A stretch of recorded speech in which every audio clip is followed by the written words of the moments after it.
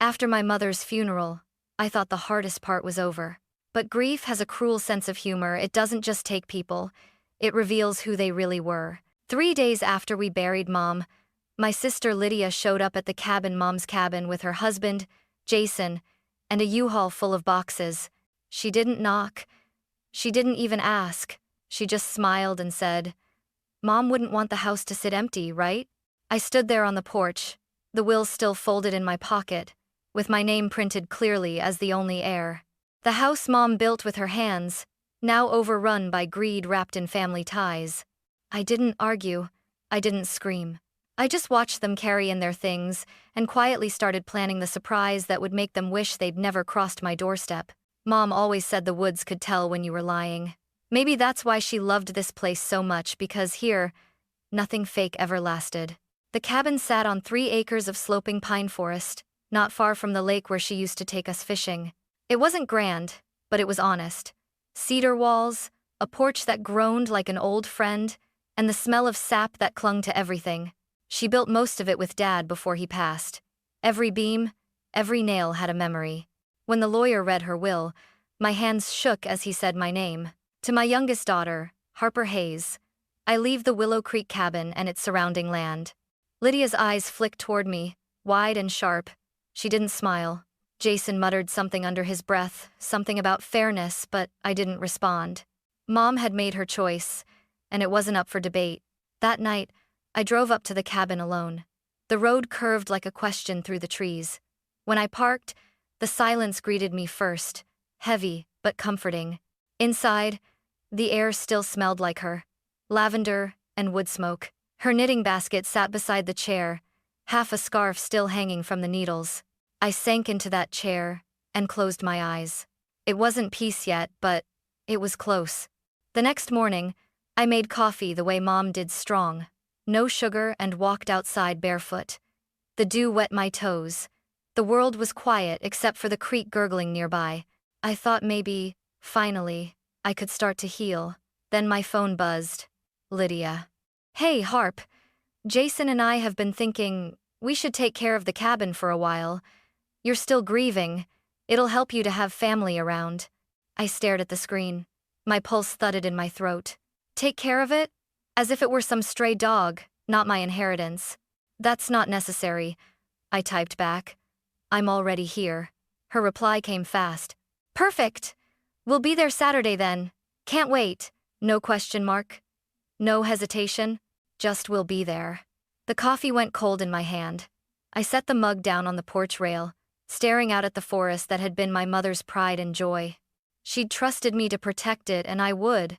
But for now, I said nothing. Let them come. The woods remember what belongs to them, and what doesn't. Saturday came wrapped in gray clouds and the smell of rain. I'd hoped maybe the weather would keep them away. Maybe Lydia would decide that a long drive into the forest wasn't worth the trouble. But around noon, the crunch of tires on gravel shattered the quiet. Their SUV rolled up the driveway like it owned the place. Jason honked twice before cutting the engine. The door slammed, and Lydia stepped out wearing Mom's scarf, the faded blue one she used to wear on cold mornings.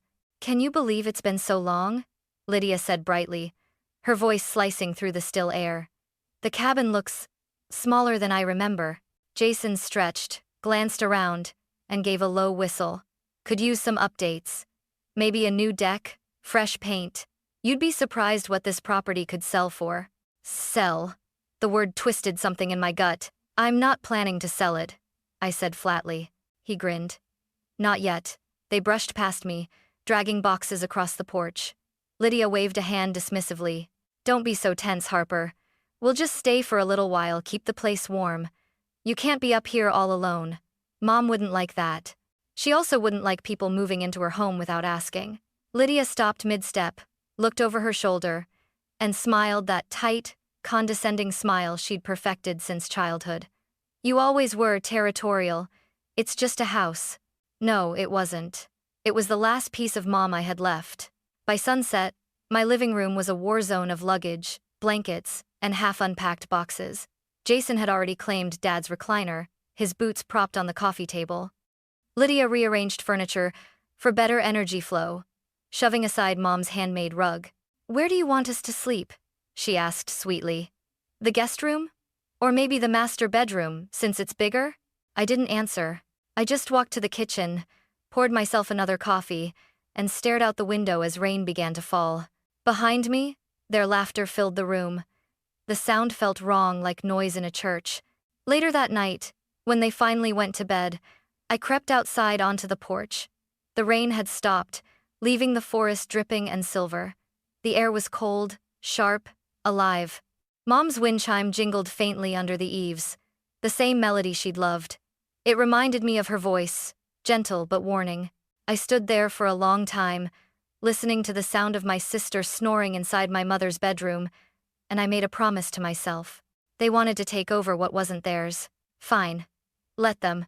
Because by the time I was done, they'd never want to come back here again. The next morning, Lydia woke me up by banging pots in the kitchen like it was her own home.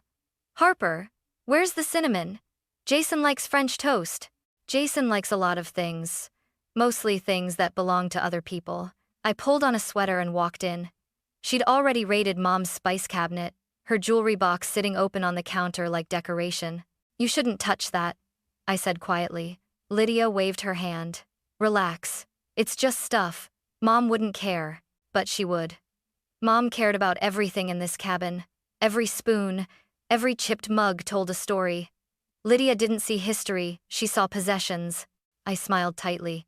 "You're right. Mom wouldn't want us to fight." Jason looked up from his plate, a smear of syrup on his chin. "Now that's the spirit. We're family. Let's make this work." His phone buzzed. I caught a glimpse of a text before he flipped it over. "Any updates on listing?" My stomach dropped. Listing? As in, real estate? They weren't just squatting. They were planning to sell it. That afternoon, when they drove into town for groceries, I opened Lydia's laptop. The screen blinked awake to a draft property ad. 2-bedroom lakeside cabin. Potential family getaway or Airbnb opportunity. She'd even uploaded photos once she'd taken that morning without me noticing. My hands clenched. Then, slowly, I exhaled. Mom used to say, "You can't reason with greed. You outsmart it." I knew exactly what to do. First, I called the ranger station. A calm, friendly voice answered Officer Keller. "Hi, I'm Harper Hayes. I'm living near Willow Creek, and I've noticed some bear activity. I want to make sure the property's secure." He told me about motion sensors, trail cameras, and noise deterrents. "Don't worry," he said. "The bears won't bother you if you keep things sealed up." "Oh, I plan to," I said. In town, I bought everything I needed: 2 motion-activated cameras, wind chimes made of old tin, a can of industrial bear spray, and a few packs of powdered meat scent used for wildlife photography. When I returned, Lydia and Jason were gone again, maybe out scouting buyers. Perfect. I spent the next 2 hours setting up. Cameras angled toward the driveway and porch. Metal cans strung in the trees that would rattle with the slightest breeze. Scent pouches hung far from the house, just enough to draw curious wildlife near the edge of the woods, not toward the cabin. By sunset, the air smelled faintly of pine and something wild beneath it. Inside, I washed my hands, humming the same lullaby Mom used to sing when she worked late. Let Lydia think I was quiet. Let Jason think I was weak. They'd find out soon enough I was my mother's daughter, and Mom always protected what was hers. The first night after I set the traps, the woods changed. The air felt heavier, thicker, as if the trees themselves were holding their breath. It started around midnight. A metallic clink echoed outside, followed by the low groan of wind sliding through the pines. Jason muttered something, rolled over, and went back to sleep. But Lydia heard it too. "Harper?" she called from the hallway. "Did you hear that?" I pretended to wake up. "Probably the wind. Go back to bed." Another rattle. Then a scraping sound near the shed. I smiled into the dark. The first camera had just gone live. Lydia's footsteps creaked down the hallway. "Jason, get up. There's something out there," he groaned. "For God's sake, Lyd, it's a raccoon. Then go check." Their voices tangled with panic. Jason finally stomped out, grabbing a flashlight. I stood at the window, pretending to look concerned. The beam cut through the fog and landed on a pair of glowing eyes. Jason froze. "Holy..." The flashlight dropped, A deep grunt rumbled from the woods. The sound of an animal, close but unseen. Jason bolted back to the door. "There's something out there!" I raised an eyebrow. "Told you we should have kept the trash sealed." Lydia clutched her robe. "We're calling animal control." "Sure," I said, sipping tea. "Just tell them you've moved into bear country without permission." Her mouth fell open, but no sound came. The next morning, the forest was calm again, as if nothing had happened. But Jason refused to leave the cabin. He double-locked the doors and paced like a caged animal. By noon, I got an alert on my phone. Motion detected, shed camera 2. I opened the feed. Jason was outside, shovel in hand, muttering. He was checking the ground, looking for tracks.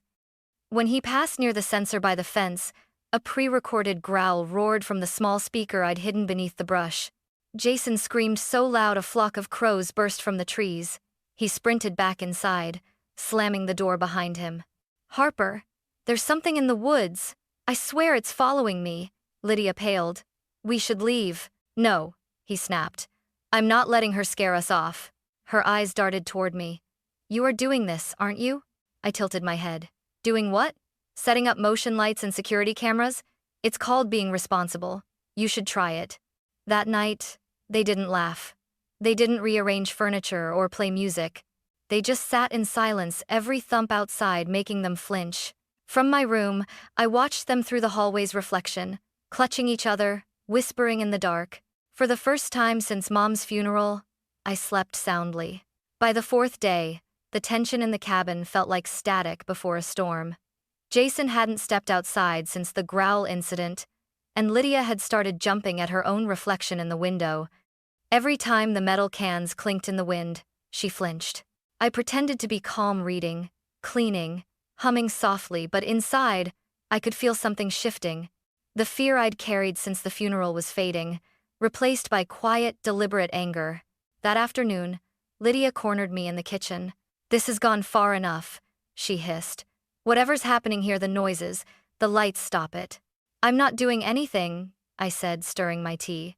"Nature just has a way of dealing with intruders." She blinked, confused. "What's that supposed to mean?" Before I could answer, Jason burst in, waving my tablet. "You think we're stupid? I found your camera feeds." I froze. He'd gone through my things. "You've been filming us?" Lydia demanded, her voice trembling. "I've been securing my property," I corrected. "Mom left this house to me. Your guests, uninvited ones." Jason scoffed. "Guests? We're family. You can't record us without permission." "I don't need your permission," I said evenly. "Legally, I own every wall and every inch of land around it." He laughed bitterly. "Yeah? Let's see how much that's worth when we sell it." The word "sell" made my jaw tighten. "You mean the listing Lydia's been working on?" Their faces went white. "I saw the draft," I continued. "Nice pictures. Great marketing copy. Too bad it's for a property that's not yours to sell." Lydia's lip quivered. "You went through my laptop?" "Oh, I'm sorry," I said sweetly. "Was I invading your privacy?" For a moment, no one spoke. The only sound was the steady tick of Mom's old wall clock. Then Jason slammed the tablet onto the counter. "You're insane. You've always been jealous of Lydia, her marriage, her success, everything." I stepped closer. "Jealous? Of someone who can't survive without stealing from the dead?" "Mom wouldn't have wanted this," Lydia snapped. "She'd hate seeing us fight. Mom would hate seeing you live in her bed while plotting to sell her house." Lydia's eyes filled with tears. "We just needed money. Then you should have asked, not taken." Jason grabbed his jacket, his voice rising. "You'll regret this, Harper. You're not as smart as you think." I looked him straight in the eye. "Maybe not, but I am patient, and this house doesn't like liars." He froze, uncertain whether I was joking. I wasn't. That night, the storm finally broke, wind howling, branches scraping the roof, the cans outside clanging like a warning bell. Through the thunder, I heard Lydia crying softly in Mom's old room. I didn't go to comfort her. Some lessons are meant to be learned in the dark. By morning, the storm had passed, but the air inside the cabin was heavier than the rain-soaked ground outside. I could feel it, the shift from fear to fury. Lydia's eyes were red and puffy when she walked into the kitchen. Jason followed close behind, his jaw tight, his voice already raised. "This ends today," he said, slapping a stack of papers onto the table. "We talked to a lawyer. Since Mom didn't leave a formal property survey, there's legal ambiguity. We could contest the will." I stared at him, almost laughing. "You'd challenge your dead mother-in-law's signature because you got bored of stealing silverware?" Lydia flinched. "Harper, please, don't make this harder than it has to be. We can share the house. Split it 50-50. "Share?" I repeated. "You mean I let you sell it and take half the profit while you pretend you ever lifted a finger for Mom?" Jason's nostrils flared. "You're impossible." We tried to be civil. I stood up slowly, steadying my voice. "No, Jason. You tried to be clever. You thought you could gaslight me in my own home. But you forgot something." I reached for my tablet, tapped the screen, and turned it toward them. Video thumbnails filled the display, timestamps, faces, voices. I pressed play. The first clip showed Lydia opening Mom's jewelry box. The second showed Jason in the shed, snapping photos of tools. The third, Lydia, whispering on the phone. "Once the listing goes live, she won't even know until it's sold." Lydia gasped, color draining from her face. You set us up." "No," I said. "You set yourselves up. I just pressed record." Jason slammed his palm on the table. "You think you can blackmail us?" I met his glare, calm as ice. "No, Jason, I think I can stop you."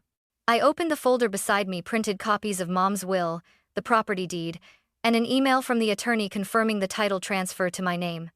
Then I slid across a flash drive. Inside is a copy of every video. The originals are in cloud storage, and my lawyer already has access. So if anything happens to me or this cabin, these go straight to the sheriff's department. Jason's bravado faltered. He looked at Lydia, but she wouldn't meet his eyes. "Harper," she whispered, her voice breaking. "Please, don't ruin us. We were desperate." I took a breath. "Mom left this house to me for a reason. She knew you'd try to take it like you've taken everything else. I'm not her. I don't forgive that easily."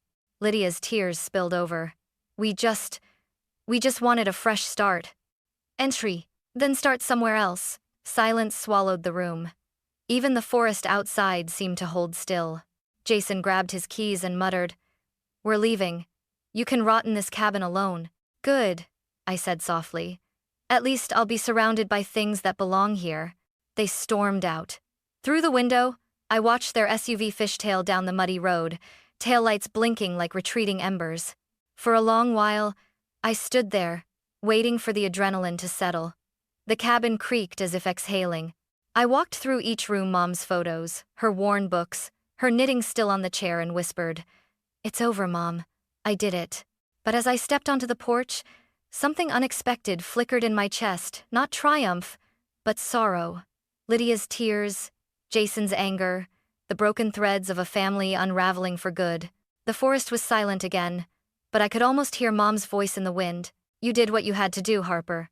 But peace always costs something." I looked out into the dark pines, the world finally still, and whispered back, "I know, Mom, I know." Then I closed the door and locked it for the last time. Days passed, and the silence in the cabin shifted from eerie to sacred. The woods had gone quiet again. The metal cans outside barely moved in the wind. For the first time in weeks, I could hear myself think.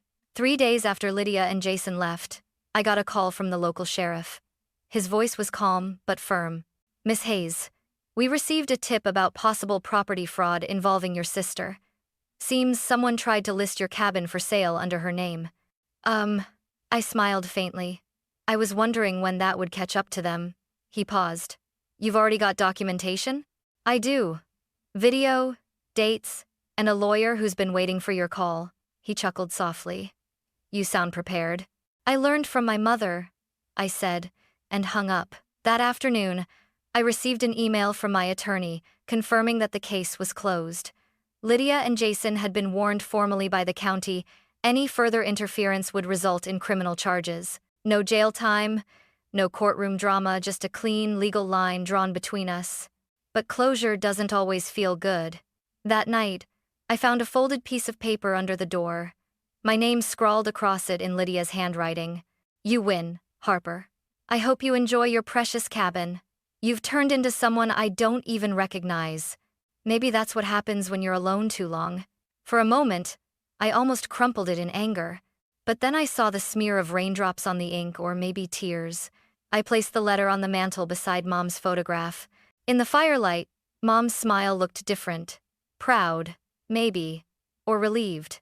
The next morning, I walked down to the lake. Mist hovered over the water, pale and weightless. I sat on the dock with my coffee, feeling the chill seep through my sweater. This was what Mom loved most about this place. How it forgave everything. How the sun always returned after the storm. For the first time, I understood her. She didn't build this cabin just for peace. She built it to endure storms, seasons, even betrayal. As I walked back to the porch, a soft rattle came from the tin cans strung along the tree line. I smiled. Maybe it was the wind. Maybe it was Mom. Either way, the sound wasn't a warning anymore. It was a reminder. Peace doesn't come from avoiding the fight. It comes from winning it on your own terms. I sat in Mom's old chair, pulled her blanket over my knees, and watched the trees sway gently in the morning light. The war was over, and for the first time since the funeral, the house felt like home again. Spring arrived quietly that year, almost as if the woods were testing whether it was safe to bloom again. The snow melted off the roof, the creek began to hum softly, and patches of wildflowers started appearing where the frost had been. I took it as a sign the forest was healing. So was I. I spent my mornings on the porch with a cup of coffee, writing in the journal Mom had given me years ago. Every page started with her favorite phrase, "Begin again." And that's what I did. I fixed the loose porch step, rehung the wind chime she'd made out of seashells, and restored her small garden patch. Each act felt like a conversation with her, one word at a time, one nail, one seed. Sometimes, I'd still hear the echo of Lydia's voice in my head, the laughter, the anger, the plea to just share. But the house no longer carried that heaviness.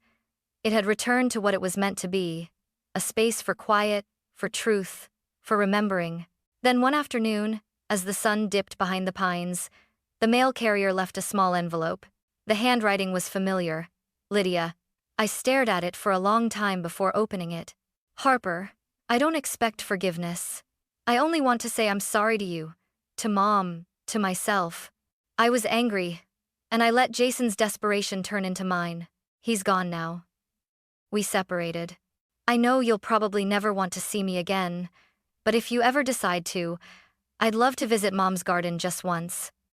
L. For a long moment, I didn't move. The air felt still, like the woods were listening. Then I folded the letter neatly and placed it under the photograph of Mom that hung above the fireplace. Maybe one day, I whispered. But not yet. Outside, the forest glowed gold with the last light of day. The breeze carried the sound of the tin cans rattling softly, not sharp like before, but gentle, rhythmic, almost like a lullaby.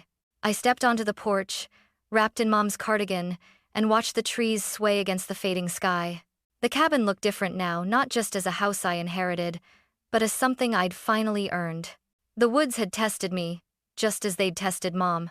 And like her, I'd survived bruised, wiser, but still standing. I closed my eyes, breathing in the scent of pine and damp earth.